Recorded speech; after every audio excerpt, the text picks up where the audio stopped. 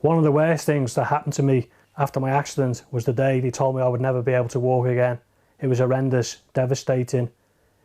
If you take risks on site, it might be you next.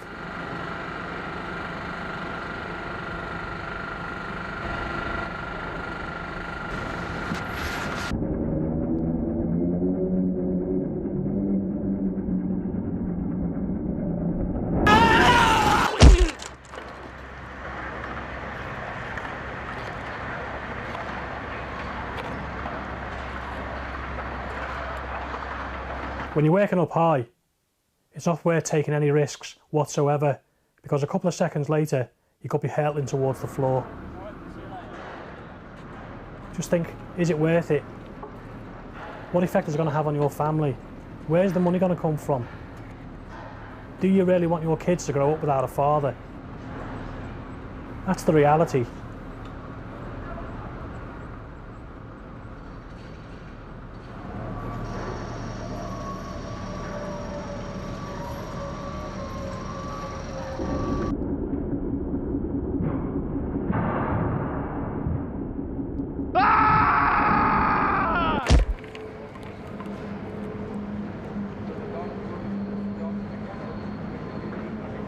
Don't take risks. It's just not worth it. It goes without saying that working at heights is a dangerous business and should be taken very seriously. Now and again, we all have to work at heights, up on scaffolds, on platforms, and working up ladders.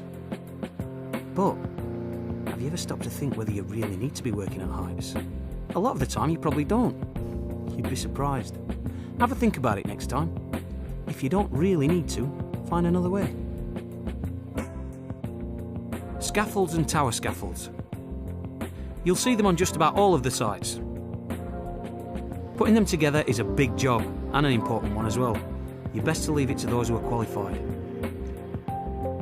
Every work area where you work needs to be safe and completely secure, so it's not worth leaving it to chance. If you're working on a scaffold, check there's a scaff tag that states it's safe before you even set foot on it. If there isn't, ask someone why not. Not just for you, but for your mates as well. You might get away without an accident, but what about the bloke after you? Or the bloke after him? Whatever scaffold you're working on, the platform should have the minimum toe board and 2 handrails. Anything less is not good enough. Let your supervisor know about it right away if it isn't up to scratch.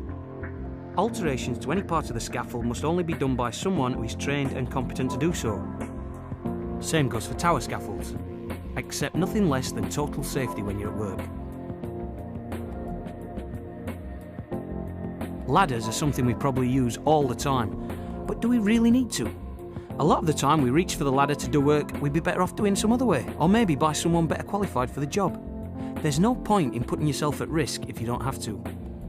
If you do use a ladder, make sure you know how to use it correctly. Ask yourself a few questions. Have you made it safe to use? Is it long enough for the task? Do you need someone to help you? It's more than likely some of you have worked on MEWPs, or mobile elevated working platforms.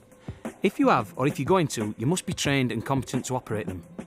One thing you can do is make sure you're using your harness according to the manufacturer's recommendations. It's a simple thing to do, but it can make a big difference. As well as looking out for yourself and your mates, you need to make sure everyone on site is safe, especially when you're working up on a MEWP, where you could be dropping tools or materials over another work area.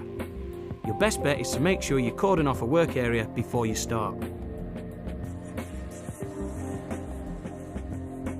On some sites, you might work with a safety net. It's another precaution that's taken as a further level of safety, and any extra protection has got to be a good thing. Again, just keep in mind that the net should only be put together by those who are competent.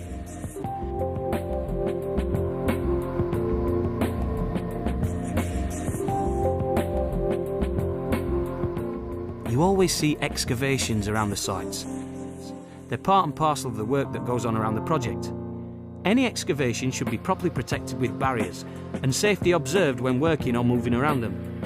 Excavations are potentially very hazardous with severe drops and pits containing rebar and other very dangerous materials. Safety harnesses should be a last resort of protection when working at height, but if you do need to wear a harness, Make sure you've been fully trained. You should do a visual inspection every day with a competent person recording all full inspections every 6 months. If there's an emergency and you've fallen, it's estimated you'll have about 10 to 15 minutes before it becomes life-threatening and the harness begins cutting off your blood supply. You need to act fast but safely if you see someone fall.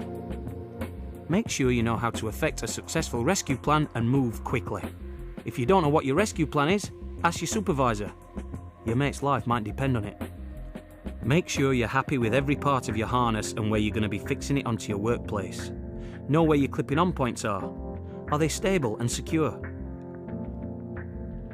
Working at height kills more people each year in the construction industry than any other workplace accident. So remember, your safety is the #1 priority. It's easy to let a few things slip sometimes. Maybe you thought you didn't need that harness. Maybe you should have asked your mate to help you out with that ladder.